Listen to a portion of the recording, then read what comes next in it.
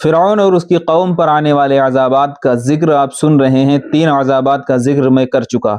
اگر آپ نے نہیں سنا تو میرے چینل میں جا کر کے ان عذابات کو آپ دیکھیں کہ اللہ تعالیٰ نے ان پر کس طرح سے عذابات نازل فرمائے۔ 5 عذابات کا میں نے ذکر کیا تھا، جن میں سے 3 آپ سن چکے، اور چوتھا عذاب ان پر اس طرح سے آیا کہ ان کی بستیوں میں بے شمار مینڈک پیدا ہو گئے، اور مینڈک پیدا ہونے کی وجہ سے ان کے اوپر ان مینڈکوں کا اثر یہ ہوا کہ ان کے گھروں میں مینڈک گھس گئیں، اور وہ اتنی کثرت سے تھیں، اتنی زیادتی ان مینڈکوں کی تھی کہ ان کے برتنوں میں وہ مینڈک گھس جاتے، اور یہ جب کھانا کھانے کے لیے بیٹھتے تو ان کے پیالے میں، ان کے برتن میں مینڈک کود کر کے گھس جاتے، یہاں تک کہ وہ فرعونی اگر بات کرنے کے لیے اپنے منہ کو کھولتے تو مینڈک کود کر کے ان کے منہ میں گھس جاتے۔ اللہ اکبر! اتنا سخت عذاب ان فرعونیوں پر آیا۔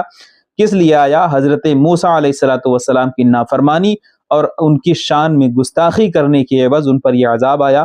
بہرحال جب یہ بھی عذاب ان پر جاری رہا تو پھر وہ تنگ آئے، بے چین ہوئے، موسیٰ علیہ السلام کے پاس گئے اور پھر عرض کرنے لگے کہ اے کلیم، اے اللہ کے کلیم، اے موسیٰ پیغمبر، ہم آپ کے رب پر ایمان لے آئیں گے، آپ اللہ تعالیٰ سے دعا کیجئے کہ یہ عذاب ہم سے ٹل جائے۔ بہرحال حضرت موسیٰ علیہ السلام نے پھر دعا فرمائی، وہ عذاب ٹلا، اور جب وہ عذاب ٹلا اس کے بعد پھر ان کا وہی رویہ رہا ان فرعونیوں کا کہ ان کو پھر ستانا شروع کیا، اور ستانے کے بعد پھر ان پر جو 5واں عذاب آیا وہ خون کی شکل میں آیا۔ اب وہ کس طرح سے وہ عذاب آیا تھا اس کا ذکر انشاءاللہ اگلے ویڈیو میں۔ السلام علیکم۔